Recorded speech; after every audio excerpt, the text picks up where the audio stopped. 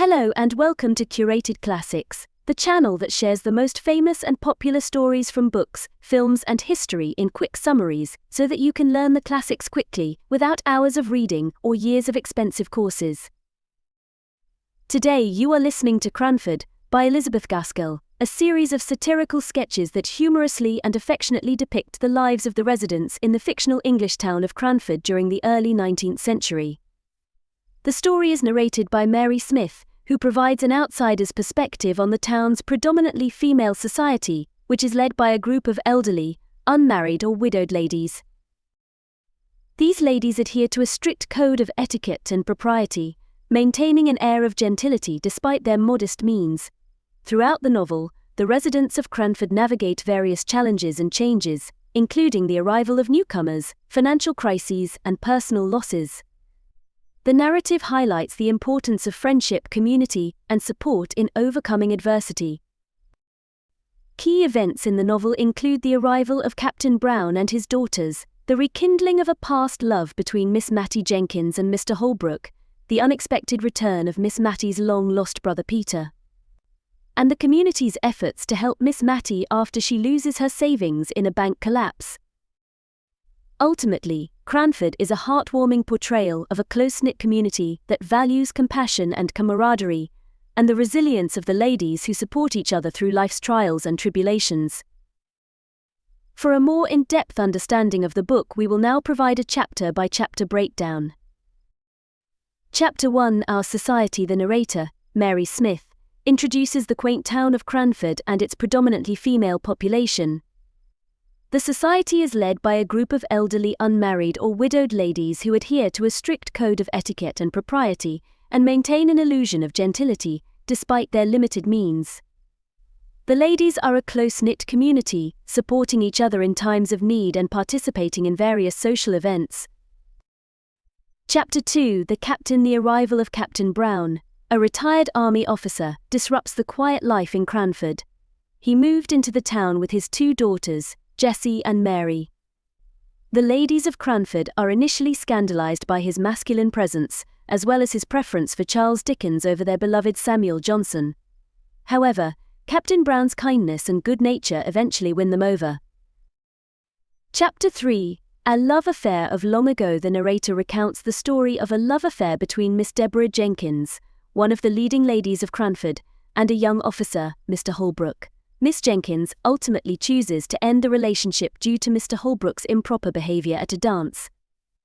The story illustrates the importance of etiquette and propriety in Cranford society, even at the expense of personal happiness.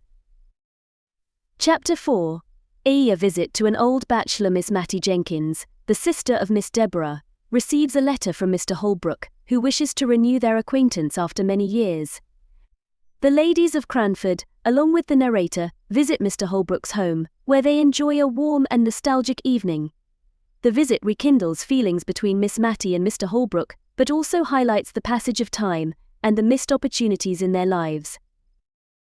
Chapter 5: Old Letters. Mr. Holbrook passes away suddenly, and Miss Matty mourns his death. The ladies of Cranford rallied around her to offer comfort and support. The narrator discovers old love letters from Mr. Holbrook to Miss Matty, revealing the depth of their feelings for each other. The chapter emphasizes the enduring bonds of friendship in Cranford and the importance of cherishing the memories of those who have passed away. Chapter 6: Poor Peter. The narrator shares the story of Miss Matty's brother, Peter, who was sent away from Cranford after a series of youthful indiscretions. Miss Matty still holds a deep affection for Peter and hopes for his return someday. The chapter highlights the rigidity of social expectations in Cranford and the consequences of deviating from them. Chapter 7: Visiting. The ladies of Cranford engage in a regular ritual of visiting one another, an important aspect of their social life. During these visits, they exchange gossip, discuss town matters, and maintain their social connections. The chapter showcases the strong sense of community among the ladies and their adherence to social etiquette. Chapter 8: Your Ladyship. Lady Glenmire, the sister-in-law of the pompous Mrs. Jameson, arrives in Cranford. The ladies initially expect her to be as haughty as her relative, but Lady Glenmire turns out to be friendly and down-to-earth. quickly winning them over. The chapter demonstrates that the residents of Cranford are capable of accepting newcomers who do not strictly conform to their social norms. Chapter 9. Signor Brunoni. Signor Brunoni, a traveling magician, arrives in Cranford and becomes the talk of the town. The ladies attend his performance and are charmed by his tricks. When a series of thefts occurs in Cranford, Signor Brunoni is suspected to be the culprit, but he is ultimately exonerated. The incident shows the capacity for gossip and suspicion in the small community, as well as their willingness to admit their mistakes. Chapter 10. The panic. The town is gripped by fear after the thefts, and the ladies of Cranford take various measures to protect themselves and their homes. Eventually, the real culprit is discovered to be a servant from another town. The chapter illustrates the vulnerability of the close-knit community when faced with an external threat, and the lengths to which they will go to preserve their sense of security. Chapter 11. Samuel Brown. Captain Brown's younger daughter, Mary, passes away, and the ladies of Cranford rally around the grieving family. Captain Brown's older daughter, Jessie, marries a kind and wealthy gentleman named Mr. Hoggins, defying the expectations of the community. The chapter emphasizes the theme of compassion and support in Cranford society and the potential for individuals to break free from social constraints. Chapter 12. Engagements. The ladies of Cranford discuss the upcoming wedding of Jessie Brown and Mr. Hoggins.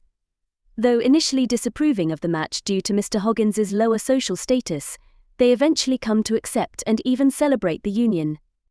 The chapter highlights the ability of the Cranford ladies to adapt to change and prioritize happiness over strict social norms.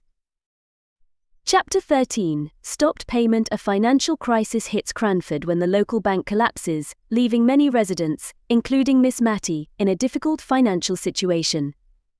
The community came together to support those affected by the crisis, showcasing their strong sense of camaraderie and mutual aid. Chapter 14. Friends in Need. The ladies of Cranford devise a plan to help Miss Matty, who has been hit hardest by the bank's collapse. They secretly work together to set up a small shop in her home, allowing her to earn a living while maintaining her dignity. The chapter highlights the resourcefulness and generosity of the community in times of hardship. Chapter 15. A happy return. Miss Matty's long-lost brother Peter returns to Cranford after many years spent in India. His arrival brings joy and excitement to the town, and he helps to support his sister financially. The reunion of the siblings is a heartwarming moment that underscores the importance of family and reconciliation. Chapter 16. Conclusion. Life in Cranford returns to a semblance of normalcy after the turmoil of the previous chapters. Miss Matty's shop thrives, and she is content with her new role in the community.